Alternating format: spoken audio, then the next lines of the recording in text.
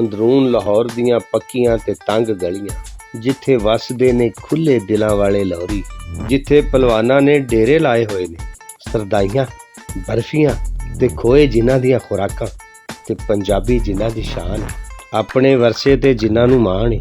ਇਹਨਾਂ ਘਰਾਂ ਵਿੱਚ ਇੱਕ ਘਰ ਸ਼ੇਰੇ ਪੰਜਾਬ ਮੀਦਾ ਪਹਿਲਵਾਨ ਦੇ ਪੋਤਿਆਂ ਦਾ ਵੀ ਹੈ। ਗੋਨੀ ਤੇ ਨੋਨੀ ਆਪਣੇ ਬਚਪਨ 'ਚ ਇਹਨਾਂ ਗਲੀਆਂ 'ਚ ਹੀ ਖੇਡਦੇ ਰਹੇ ਨੇ। ਫਿਰ ਜਦੋਂ ਵੱਡੇ ਹੋ ਕੇ ਇਹਨਾਂ ਤਰੱਕੀ ਕੀਤੀ ਤੇ ਜਾ ਵਸੇ ਹਾਈ ਸੁਸਾਇਟੀ ਵਿੱਚ, ਪਰ ਫਿਰ ਵੀ ਆਪਣੇ ਕਲਚਰ, ਆਪਣੇ ਵਸੇਬ ਤੇ ਪੰਜਾਬੀ ਜ਼ਬਾਨ ਨੂੰ ਦਿਲ ਵਿੱਚ ਵਸਾ ਕੇ ਰੱਖਿਆ। ਗੋਨੀ, ਉਹਦਾ ਭਰਾ ਤੇ ਪੁੱਤਰ ਅਫਾਨ, ਗੋਨੀ ਦੀ ਬੁੱਢੀ ਨਫੀਸਾ ਦੇ ਇੰਤਕਾਲ ਤੋਂ ਬਾਅਦ ਇੱਥੇ ਹੀ ਰਹਿੰਦੇ ਨੇ। ਹੁਣ ਰਲ ਕੇ ਵੇਖਨੇ ਆ ਅੱਗੇ ਦੀ ਕਹਾਣੀ। ਉਹ ਠਹਿਰੋ 1 ਮਿੰਟ, ਮੈਂ ਤੇ ਗਿਆਸ ਨੂੰ ਗੋਨੀ ਕਹਿ ਲਿਆ, ਪਰ ਤੁਸੀਂ ਨਾ ਕਹਿਣਾ। ਹੁਣ ਇਹ ਨਾ ਪੁੱਛਣਾ ਕਿਉਂ, ਇਹ ਤੁਹਾਨੂੰ ਹੁਣੇ ਆਪ ਹੀ ਪਤਾ ਚੱਲ ਜਾਣਾ ਹੈ।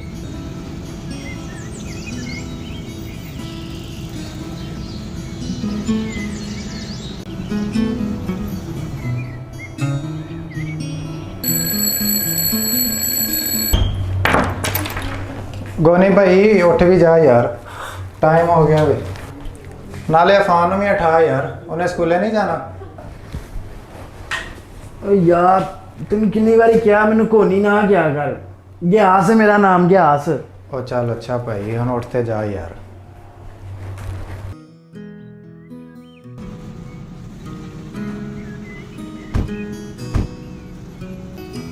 अस्सलाम वालेकुम। वालेकुम अस्सलाम। गोनी मेरे की हाल चाल है तेरा? अल्लाह का शुक्र, तू सुना? ठीक ठाक। और भी अफान पुत्र वाह दिन जहा हो गया, कोई कलाम नहीं सुनिया। अज कोई कलाम तो सुना। चल भी पुत्र।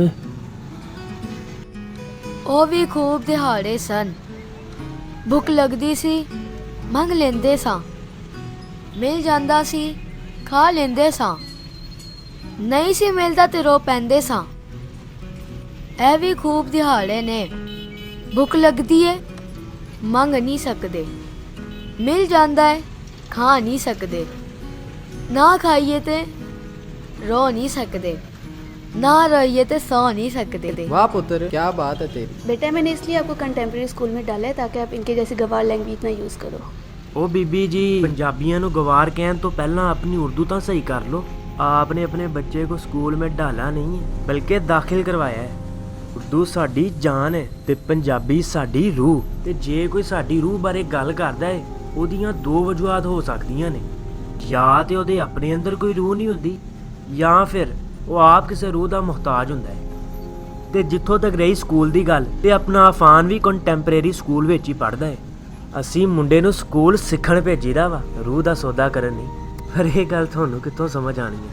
देख लूंगी मैं तुम्हें। उस स्कूल की वाइस प्रिंसिपल मेरी ही बहन है। ਉਹ ਛੱਡੋ ਜੀ, ਆਪਾਂ ਇਹੋ ਜਿਹਿਆਂ ਦੇ ਮੂੰਹ ਹੀ ਨਹੀਂ ਲੱਗਣਾ। ਤੁਸੀਂ ਮੁੰਡੇ ਨੂੰ ਚੀਜ਼ ਦਿਵਾਓ ਤੇ ਇਹਨੂੰ ਸਕੂਲ ਛੱਡ ਕੇ ਆਓ। ਮੁੰਡੇ ਨੂੰ ਪਹਿਲਾਂ ਹੀ ਦੇਰੀ ਹੁੰਦੀ ਪਈ ਹੈ।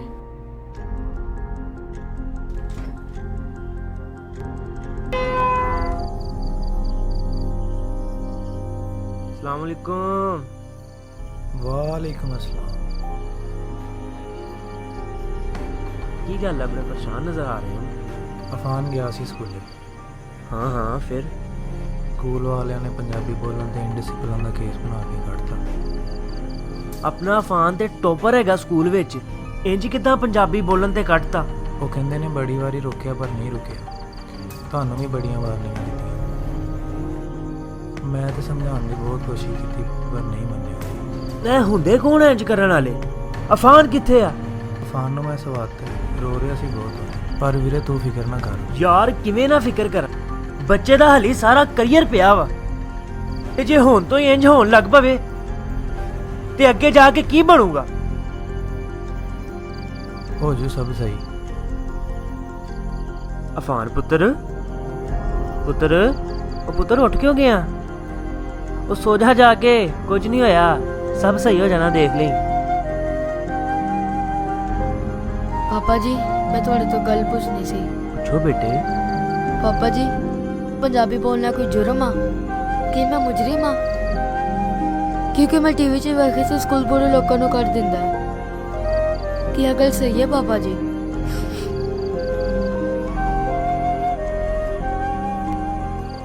वीरे याद आया, क्यों ना ਆਪਾਂ ट्विटर ਦਾ सहारा ਲਈਏ।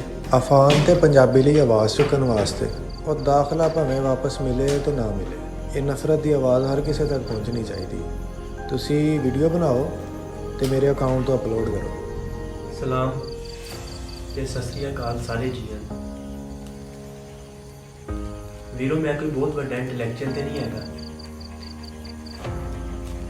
ਮੇਰਾ ਤਾਂ ਬਸ ਇੱਕ ਹੀ ਮਕਸਦ ਰਿਹਾ ਸਾਰੀ ਜ਼ਿੰਦਗੀ, ਤੇ ਉਹ ਸੀ ਕਿ ਪੰਜਾਬੀ ਸਾਡੀ ਨਵੀਂ ਨਸਲ ਲਈ ਬਚ ਜਾਵੇ। ਪਰ ਮੈਨੂੰ ਨਹੀਂ ਲੱਗਦਾ ਕਿ ਹੋਏਗਾ।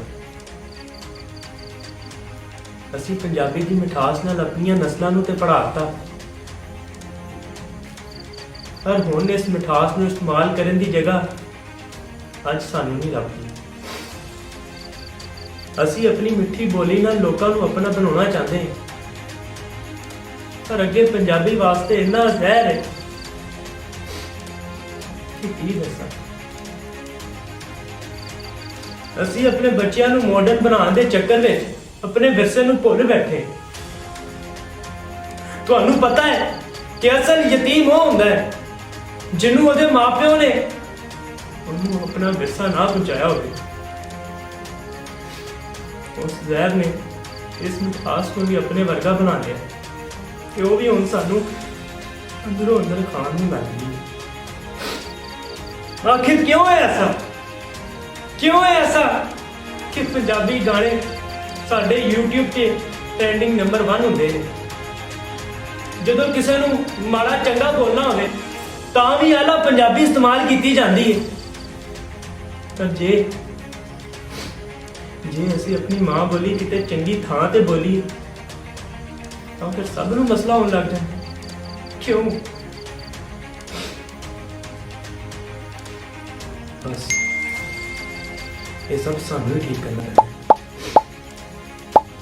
ਕਿਉਂਕਿ ਯਾਰੋ, ਤੀਲੀ ਨਾਲ ਤੀਲੀ ਬਲਦੀ ਹੈ ਤੇ ਪੂਰੇ ਸ਼ਹਿਰ ਨੂੰ ਅੱਗ ਲੱਗ ਜਾਂਦੀ ਹੈ।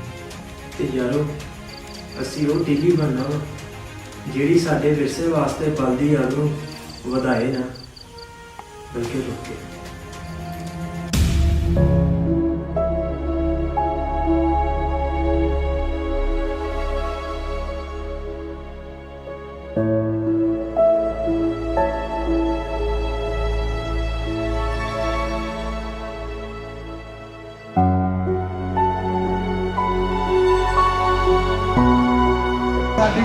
ਇਹ ਜਿਹੜੀ ਸਾਡੇ ਤੇ ਦੂਸਰੀ ਜ਼ੁਬਾਨ ਲਾਗੂ ਕੀਤੀ ਜਾਂਦੀ, ਜ਼ੁਬਾਨ ਜਿਹੜੀ ਹੈ ਘਰ 'ਚ ਜਿਹੜੇ ਬੱਚਾ ਬੋਲਦਾ ਮਾਂ ਪਿਓ ਨਾਲ, ਉਹ ਸਕੂਲੇ ਜਾ ਕੇ ਉਹ